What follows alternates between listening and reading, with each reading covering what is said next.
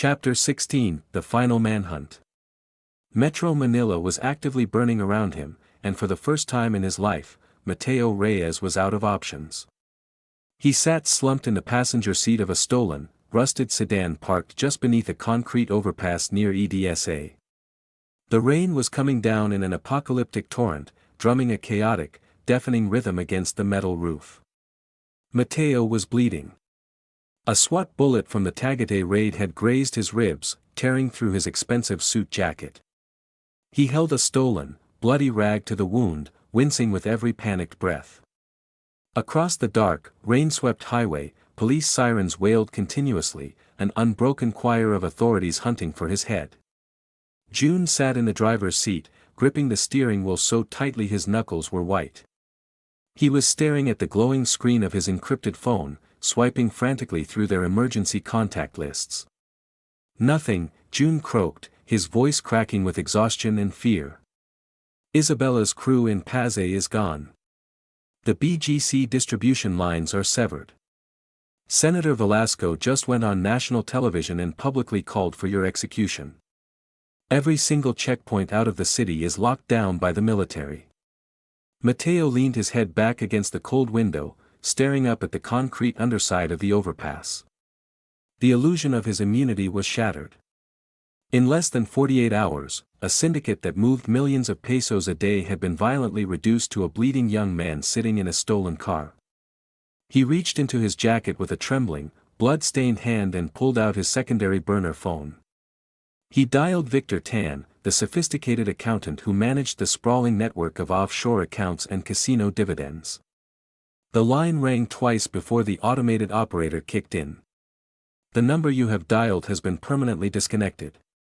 Mateo dropped the phone onto the floorboard. Victor ran. He didn't just run, Jun said, holding up a digital tablet stolen from a safe house. He pulled up an encrypted banking portal. He burned the bridges behind him. Look at the routing accounts, Teo. Mateo squinted at the glowing screen through the darkness. The dizzying columns of numbers that used to reflect untouchable wealth were systematically zeroed out. The commercial laundry companies. The fake real estate holdings. The offshore accounts in Macau. 0. 0. 0. The federal government hadn't seized the money. The government moved too slowly for that. Victor Tan, who had been quietly bleeding funds and preparing offshore contingency accounts for the last 2 months, sensing the inevitable collapse, had systematically drained their entire remaining liquid fortune and vanished. We have nothing, Jun whispered, the brutal reality finally crushing him. The cash is gone. The product is seized. Marco is finished. The memory of Marco paralyzed in the mansion flashed behind Mateo's eyes. The man who had promised him they were the new masters of the city was now trapped forever inside his own body, brought down by his own arrogance. A police helicopter roared overhead, its searchlight sweeping violently across the flooded highway just 50 yards ahead of them. The blinding white beam illuminated the heavy sheets of rain, cutting through the smog like a surgical laser. We need to ditch the car, Mateo rasped, gritting his teeth as a sharp spike of pain radiated from his ribs. Where do we go? Jun asked wildly. The airports are closed. The docks are swarming with NBI strike teams. We can't even go back to the safe houses because Tomas sold the addresses to the feds. The slums, Mateo said, his voice dropping into a desperate, hollow register. Jun stared at him, absolutely horrified. For the last 2 years, everything they had ever done, the violence, the extortion, the murders, was orchestrated to ensure they never, ever had to return to the squalor of Tondo. It was a regression to the bottom of the food chain. Teo, Jun warned. If we go back to Tondo looking like this, bleeding, broke, with the entire police force hunting us, the street gangs won't protect us. They'll kill us themselves and turn our bodies in for the bounty. The cops expect us to try and run to the VIP marinas, or try to bribe our way onto a private flight out of Clark, Mateo argued, suppressing a violent cough. They don't expect the king of BGC to crawl back into the garbage. The NBI won't send their tactical teams into the deep maze of the dump site at night. It's the only blind spot left in the city.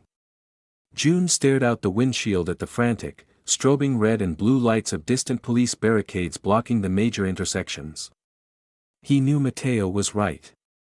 There was no luxury escape left. There was only the dirt. Jun put the rusted sedan into drive and pulled slowly out from under the overpass, merging into the chaotic, flooded traffic moving north. Over the next 2 hours, they ditched the sedan in a flooded, abandoned construction lot, destroyed all their heavily encrypted satellite phones, and methodically switched between 3 separate stolen utility vehicles. Mateo looked out the smeared windows as they slipped undetected through the poorest, most densely populated districts of the capital. The gleaming, glittering skyline of Makati rapidly faded into the distance. The towering glass skyscrapers, the exclusive nightclubs where he had ordered men killed, the high-rise penthouses where he had counted millions of pesos in illegal cash, they were all gone. He was returning to the exact same miserable, desperate place he had started. The circle was closing. Agent Navarro, Senator Velasco, Victor Tan, they had systematically broken him down. But as the familiar, suffocating stench of rotting garbage and diesel smoke began to slowly filter through the car's air conditioning vents, Mateo felt a primal instinct reawaken in his chest. He wasn't a businessman in a silk suit anymore. He was a scavenger. And scavengers knew exactly how to survive the dark.